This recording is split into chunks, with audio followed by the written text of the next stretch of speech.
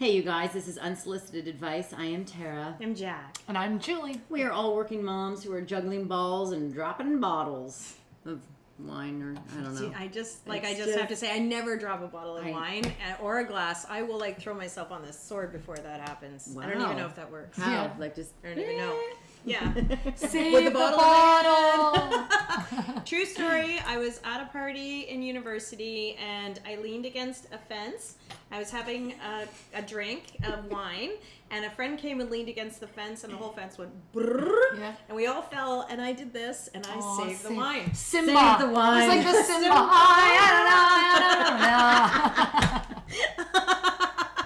Oh my god, that's so bad. Anyway, it really hurt myself, but it's okay. So it's that time of year where the summer is over and our little ones are not excited about going back to school, but we are! We lived through the summer. So one thing that plagues us about back to school is, as excited as we are to see them learn and grow and educate themselves. And get them out of the house. Lunch, meals, lunch box, lunch at home, lunch, Food. Anyway, and if you're anything like me and you have a picky little eater, this is the bane of your existence. The first couple of weeks back to school when you are trying to sort out their nutritional contents of a lunchbox and you're evaluating that lunchbox when it comes home to see what was left over, to see where you failed and where you passed. So I personally have a really fussy little eater. And the other night I was having wine with a neighbor of mine who's awesome mummy, but Danielle Binns. She's also an fussy eating expert. And That's handy. That's very handy. For a neighbor to have. Yes, so she's the picky eating expert. But she's also a pediatric nutritionist, and she talked to me about Maddie and how I can structure lunch.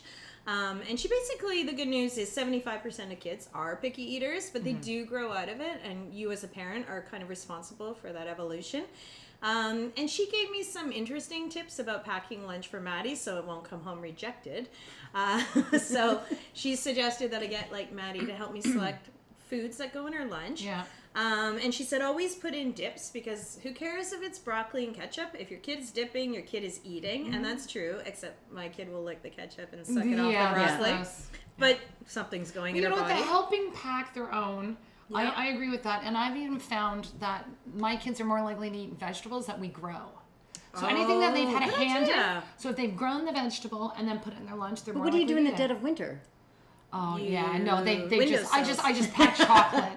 I have a chocolate farm. Yeah. So I found with my little guy, I'm actually pretty lucky he's not a picky eater, and that I think that's just who he is, and that's how he is.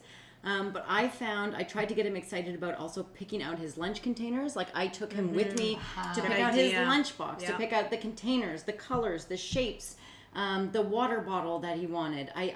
So I let him choose.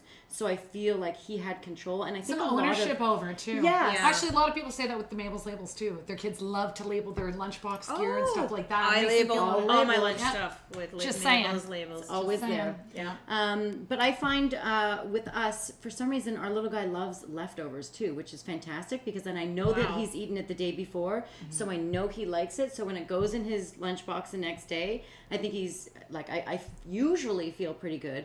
But my problem with school is that they're really young, and there's one person, a monitor, watching them eat, and it's really hard because they're in a room with lots of other kids and they get excited, and so many times I packed something that I knew my son loved, but it came back barely touched because he's so excited and there's so much going on. And they're chatting and they're Yeah. So I found at pickup, because I am a stay-at-home mom, ish, sort of, working full-time, both complicated That stories. makes a lot of sense. But I always came to school with a snack, because I always knew. starving. Yeah. So just in case that lunch went wrong, I always came to school with a healthy snack and kind of like a granola bar or something what? that I knew would get in and fill them up. On that note, to make sure that the containers they use, their little hands can open independently. Yes. Because if there's one monitor and they're going around and helping all these kids, they might not even get to your kid. The other thing, and this is my one thing, I am such a chill mom. My kids do, they climb trees wearing rollerblades. They do whatever.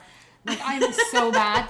But my one freaky thing is about choking. So, I mean, grapes are always cut out because I was just thinking one lunch monitor, all those kids, would anyone even notice that there was a food issue? That's a good idea. But I think the one thing, a really important takeaway with this, and I know you have a picky eater and you're stressed about that. I have 6 kids. I have some picky, some not. I don't really care.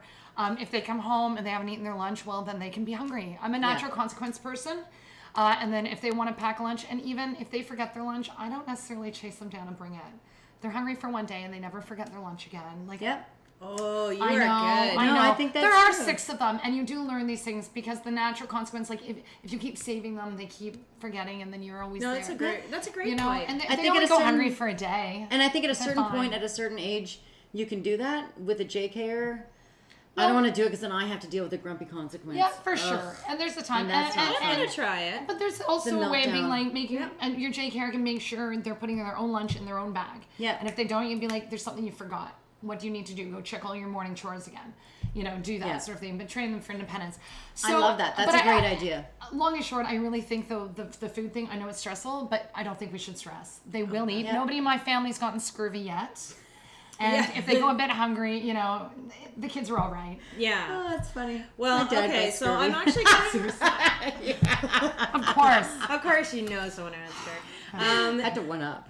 You are one up a mama. Anyway, if you've got some great tips for the lunchbox, please share with us. And I will share Danielle's information because she has a great picky eating program that will snap your kid out of it. And I am personally going to try some of Julie's advice. And so our next episode will be Why Mommy Drinks. So, If some of you give advice that we should cut shapes and sandwiches and please stuff, don't. I'm not going to. No. Just saying. No, Thank you. No. I don't have time for that. Thank you. Bye. I am not a Yeah. Pinterest mummy. Yeah. Not when it comes to food. no. No, screw that. Anyway, but thanks Cheers. for trying. Cheers. All right. And if you like the channel, subscribe. We'll see you next week. And check out Danielle Bins. Yeah, she's cool. Yeah, she's Someone awesome. added me to like a lunch group mummy thing on Facebook, and it was all these moms that were doing that and taking pictures of They their do. lunches Some moms do beautiful and sharing stuff. them. Beautiful. Yeah, but if I was you're- like, if your you kid- have time to share a Some picture? of them, it's their hobby. Judgy's over there. It's their She's it's a your judgy, hobby. but the That's thing okay. is, if you have to I make feel like a shit. dragon out of tuna fish, then then what do you do when you have a plain tuna fish sandwich? And your kid's all like, that's I'm like, here's a literally can of tuna. that's You fish. figure that shit out. Yeah. And here's Make a your own can dragon. Here's a knife. Here's a can of tuna. Get the lighter out there. There's fire breathing.